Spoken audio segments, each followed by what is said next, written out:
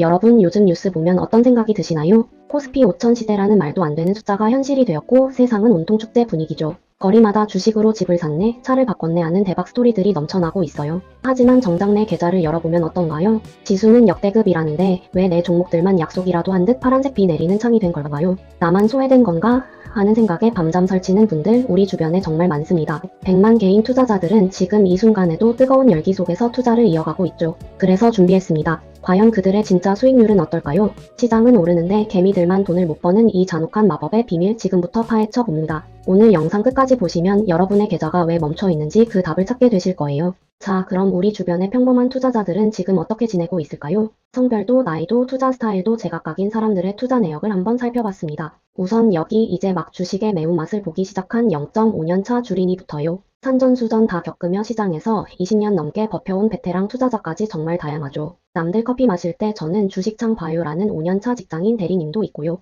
육아휴직 중에 아이 재우고 틈틈이 공모주를 챙기는 꼼꼼한 어머니 투자자도 있습니다. 이분들의 공통점은 딱 하나입니다. 누구보다 자산을 지키고 불리는데 진심이라는 거죠. 하지만 그 뜨거운 열정만큼 계좌의 온도도 따뜻하게 유지되고 있을까요? 겉으로는 웃고 있지만 사실 속으로는 다들 같은 고민을 안고 있었습니다. 이제 이분들의 데이터 속에 숨겨진 차마 말하지 못한 진짜 주식 이야기를 꺼내보려 합니다. 세계 증시의 역동적인 흐름 속에서 한국 시장의 위상은 대단했습니다. 지난 몇 년간 코스피는 무려 75.6%라는 엄청난 상승률을 기록하며 세계 1위에 올랐죠. 그야말로 황금 같은 강세장이 펼쳐졌던 시기였습니다. 이야, 이 정도면 눈 감고 투자해도 돈 복사되는 거 아니야? 라고 생각하기 딱 좋았죠. 하지만 과연 그 축제의 주인공은 누구였을까요? 앞서 만나본 우리 주변 투자자들의 실제 수익률을 분석해봤습니다. 결과는 정말 충격적이었습니다. 코스피가 75% 넘게 오르는 동안 개인 투자자들의 평균 수익률은 고작 31.9%에 불과했고요. 심지어 절반에 가까운 42%의 투자자들은 오히려 손실을 보고 있었습니다. 시장이 아무리 불타올라도 개미들의 계좌는 여전히 차가웠다는 거죠.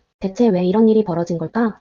여러분도 궁금하지 않으신가요? 노벨 경제학상이 밝혀낸 인간 심리의 비밀로 들어가 보겠습니다. 자, 여러분께 아주 흥미로운 제안을 하나 해보겠습니다. 지금 당장 두 가지 선택지가 놓여 있다고 가정해보죠. 첫 번째는 아무 조건 없이 현금 3천만 원을 지금 바로 받는 것입니다. 두 번째는 동전을 던져서 앞면이 나오면 7천만 원을 받지만 뒷면이 나오면 한 푼도 받지 못하는 확률 게임입니다. 놀랍게도 대다수의 사람들은 확실한 3천만 원을 선택합니다. 기대값으로 계산해보면 두 번째 선택지가 3,500만 원으로 더 높지만 인간의 뇌는 확실한 이익을 놓치는 걸 극도로 꺼리기 때문이죠. 그런데 상황을 조금 바꿔볼까요? 이번엔 여러분에게 이미 7천만 원의 빚이 있다고 생각해보세요. 첫 번째 선택은 확실하게 3천만 원의 빚을 탕감받는 것이고 두 번째는 50%의 확률로 7천만 원의 빚을 모두 없애거나 그대로 두는 것입니다. 이때 사람들은 갑자기 태도를 바꿉니다. 확실한 탕감보다는 빚을 아예 없앨 수 있는 도박을 선택하는 경우가 훨씬 많아지죠. 이익 앞에서는 보수적이었다가 손실 앞에서는 극도로 위험을 감수하려는 이 심리가 바로 손실 회피 편향입니다. 우리가 주식이 떨어질 때 손절하지 못하고 물을 타다가 결국 더 큰 낭패를 보는 이유도 바로 이 실험 속에 답이 있습니다. 방금 전 실험에서 보셨듯이 인간은 100만 원을 벌었을 때의 기쁨보다 100만 원을 잃었을 때의 고통을 2배 넘게 크게 느낍니다. 이 심리적 메커니즘이 투자 시장에 적용되면 우리는 소위 말하는 희망회로의 노예가 되고 맙니다. 주가가 조금만 올라도 금방 떨어질까봐 무서워 얼른 팔아치우면서 막상 주가가 폭락하면 언젠간 오르겠지라며 외면해버리는 거죠. 마이너스 10%, 20%를 찍을 때 손절하지 못하는 이유는 내가 확정된 손실을 마주할 용기가 없기 때문입니다. 머리로는 지금이라도 정리하고 다른 기회를 찾아야 한다는 걸 알지만 마음은 본전만 오면 판다는 함정에 빠집니다. 하지만 시장은 우리의 본전 따위에는 아무런 관심이 없습니다. 냉혹하게도 지하실 밑에 더 깊은 지하실이 있다는 걸 보여줄 뿐이죠. 결국 이 고집스러운 손실 회피는 더 큰 기회비용을 날리게 만들고 우리를 영원한 강제 장기 투자자로 만듭니다. 머니멘탈이 강한 투자자는 이 고통을 외면하지 않습니다. 오히려 내가 틀렸음을 인정하는 것에서부터 진짜 투자를 시작하죠. 숫자의 감정을 섞는 순간 당신의 자산은 타인의 욕망에 의해 결정된다는 사실을 기억해야 합니다. 아픈 손가락을 잘라내는 결단력이야말로 여러분의 남은 자산을 지키고 다음 상승장을 준비하는 유일한 열쇠입니다. 그렇다면 상위 1%의 부자들은 우리와 무엇이 다를까요? 그들은 자신의 돈을 나 자신과 분리해서 바라봅니다. 대부분의 사람들이 계좌 숫자의 변화에 심장이 요동칠 때 고수들은 이를 단순한 데이터로 취급하죠. 감정을 배제하고 상황을 객관적으로 보기 위해 그들이 사용하는 첫 번째 기술은 바로 제3자의 시선입니다. 만약 이 계좌가 내 친구의 것이라면 나는 지금 어떤 조언을 해줄까? 라고 스스로에게 질문을 던지는 것이죠.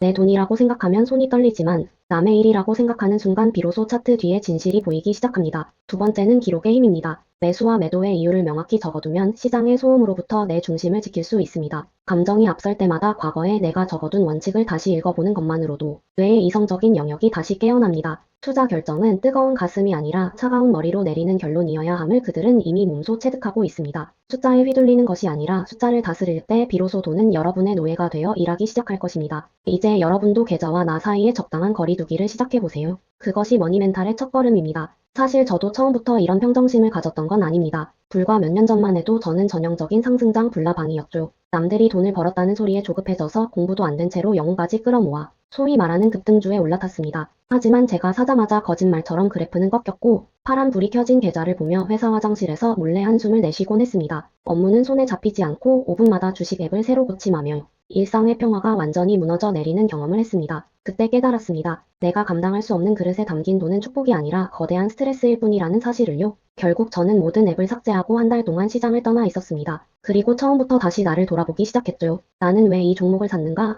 나는 얼마까지 견딜 수 있는 사람인가? 화려한 수익률 인증샷에 흔들리지 않고 오직 저만의 속도와 기준을 세우는 데 집중했습니다. 비로소 마음의 평화가 찾아오자 신기하게도 계좌의 수익률 역시 서서히 우상향을 그리기 시작하더군요. 제 실패의 기록이 여러분에게는 지름길이 되길 바랍니다. 여러분은 저처럼 화장실에서 울지 않으셨으면 좋겠거든요. 머니멘탈은 타고나는 것이 아니라 근육처럼 매일의 훈련을 통해 단련하는 것입니다. 첫 번째 훈련은 감정 일기쓰기입니다. 매수 버튼을 누르기 직전 지금 내 기분이 탐욕인지 공포인지 딱 한 줄만 적어보세요. 기록하는 행위 자체가 뇌의 감정 영역을 진정시키고 이성적인 판단을 내릴 수 있게 도와줍니다. 두 번째는 정보 다이어트입니다. 나를 불안하게 만드는 단톡방이나 자극적인 유튜브 채널을 과감히 정리하세요. 소음이 사라진 자리에 진짜 공부를 위한 시간을 채우는 것, 그것이 멘탈을 지키는 가장 강력한 방어기제입니다. 세 번째는 나만의 손절가와 익절가를 미리 정해두고 기계적으로 실행하는 연습을 하는 것입니다. 시장의 파도에 몸을 맡기는 것이 아니라 내가 만든 원칙이라는 배 위에 올라타 중심을 잡아야 합니다. 마지막으로 투자 결과가 아닌 과정에 집중하세요. 원칙을 지켰다면 수익이 나지 않았더라도 자신을 칭찬해줘야 합니다. 이런 작은 성공의 경험들이 쌓여야 폭락장에서도 흔들리지 않는 단단한 자존감이 만들어집니다. 오늘 알려드린 이 세 가지 훈련법 지금 바로 메모장 앱을 켜서 딱 하나만이라도 적어보는 건 어떨까요?